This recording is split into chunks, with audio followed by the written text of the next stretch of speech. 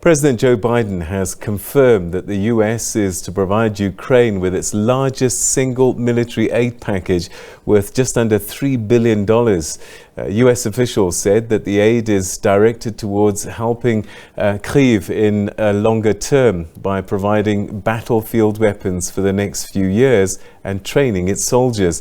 The latest in the announcement comes 6 months after the start of the Russian invasion. It coincides with the anniversary of Ukraine's independence from the Soviet Union in 1991. Air raids tore the eerie morning quiet in Kyiv on Wednesday to mark 31 years of independence from the Soviet Union. It's also 6 months to the day since Russia invaded Ukraine. Hulks of burnt-out Russian tanks and armoured vehicles have been laid out like war trophies in the centre of the capital.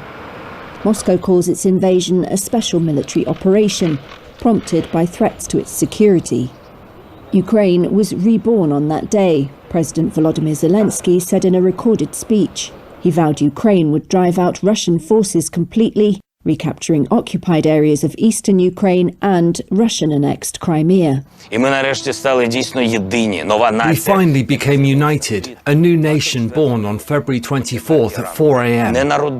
Not born, but reborn. A nation that did not cry, scream or take fright. One that did not flee, did not give up, and did not forget. The occupier believed he would parade through the center of our capital. You can witness this parade today on Khreshchatyk Street. The proof that enemy equipment can only appear in the center of Kyiv looking like this, burnt and destroyed.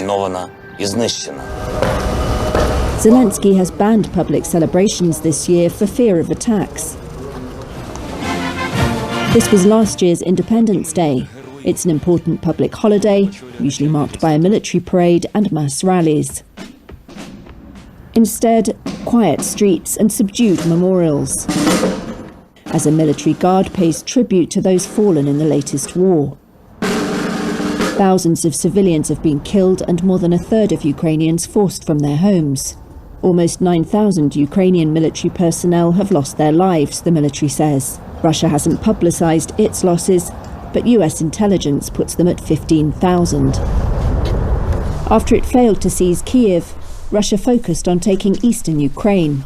In Kramatorsk, those who did not flee the constant bombardment said they still believed in a long-awaited Ukrainian victory. Everything is closed, the factories are closed, so there's no work, no income. I hope our victory over these so-called Russian liberators will come soon. The war is largely at a standstill, with no immediate prospect of peace talks.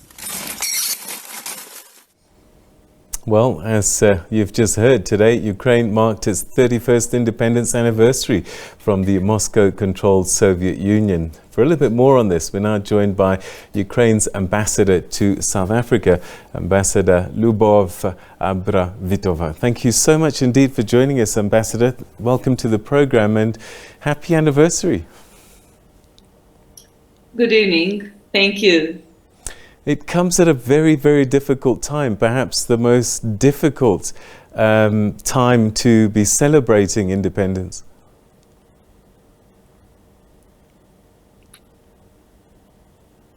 Ambassador, can you hear me? I can. Yes. I was just saying that this anniversary marking your independence from Soviet Union rule comes at a very difficult time in the history of your country.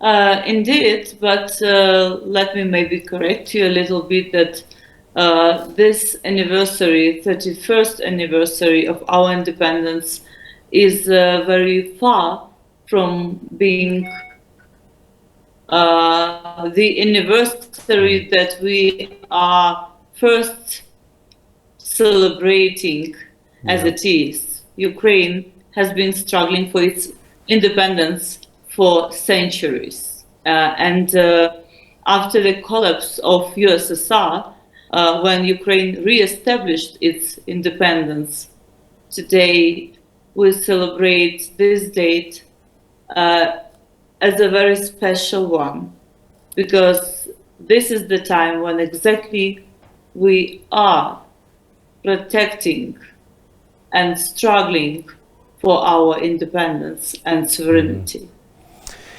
And I suppose it's difficult also that so many years later, it's Moscow at the center of your challenges at this time.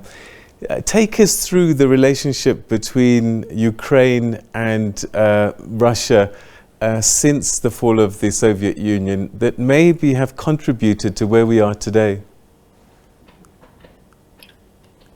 I believe that after the collapse of USSR, which consisted of 15 different countries which exist today as independent states, every single country was struggling and developing its own internal policy, foreign policy, its own economy, trying to become independent. It has been a process.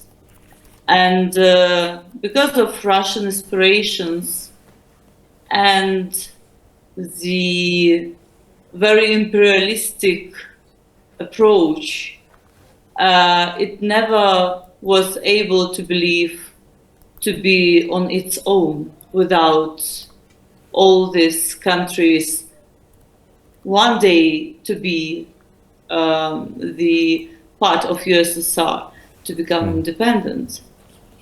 It was a difficult times of going through our own ways. And I think that since 2020, when or 2014, when we already have seen very clearly Russians' goals to take over Ukraine and take over the control of the territories that are very important strategically for Russia. We've seen that it was something that was not coming another way. In 2014, the war started already. The annexation of Crimea happened. The Russian troops already were present in the east of Ukraine. I believe that in that time, if the response from the entire world society would be very firm and strict, we would not have this war today. We would not have these losses that we are seeing today. In the face of all of this, on a day like today, is it something that also inspires Ukrainians to be more proud of their country and their flag? We do proud of our people. We do proud of our country. We are united as ever.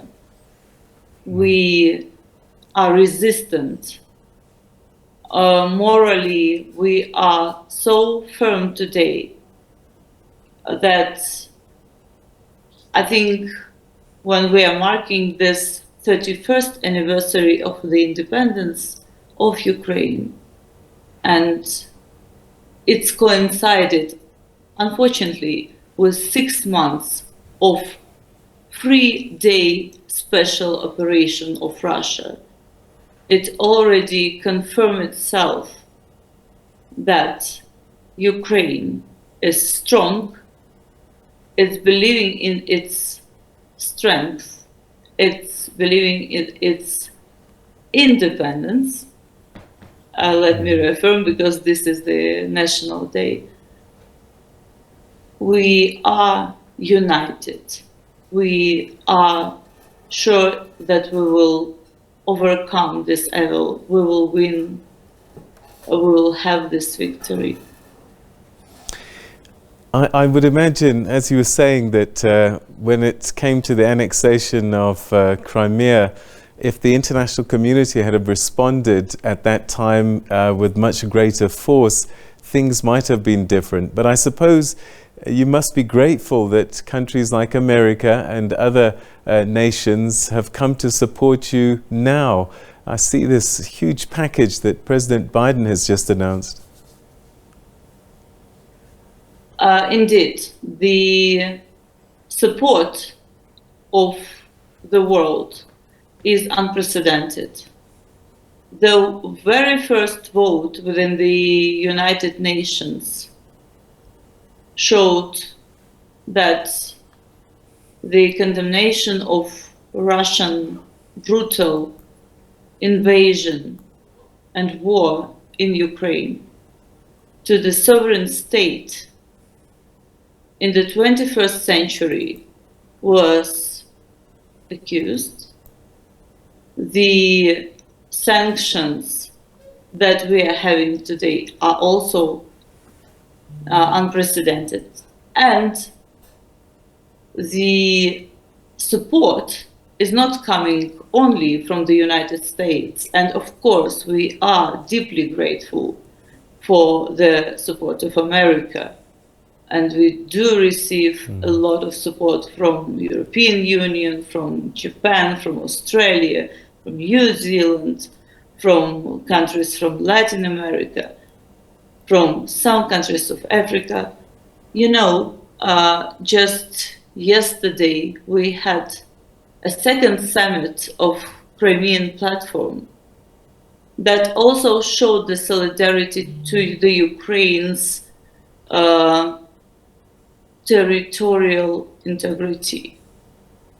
And 60 countries joined yesterday the declaration of Summit of Crimean Platform to show that enough is enough. We cannot tolerate invasions and annexations. All right, perhaps finally, what do the people of Ukraine, inside Ukraine, want the world to know? Excuse me? What do the people in Ukraine want the world to know?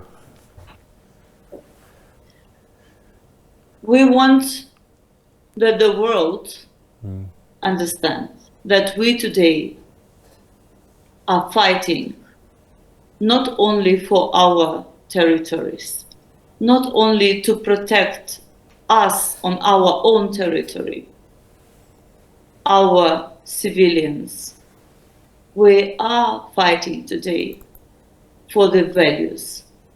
We are fighting to protect the values that exist in democratic world. We are fighting for all of us, for all of you. And if we allow anyone to violate these values and these rules, then the world will collapse. We want you to hear us. If today we don't receive your support, if we stop protecting ourselves, we will not exist as a country. If Russia stops the war today, there will be peace and stability in all the world. If Ukraine stops the war, there will not be Ukraine. Ambassador, thank you very, very much indeed for joining us and sharing your thoughts on this very important day in your country's history and at a difficult time as well. Thank you so much. Thank you, I appreciate it. Thank you. Good night. That's Ambassador Liubov Abravitova, who's the Ukrainian ambassador to South Africa, speaking to us on the 31st anniversary of the country's independence from the Soviet Union.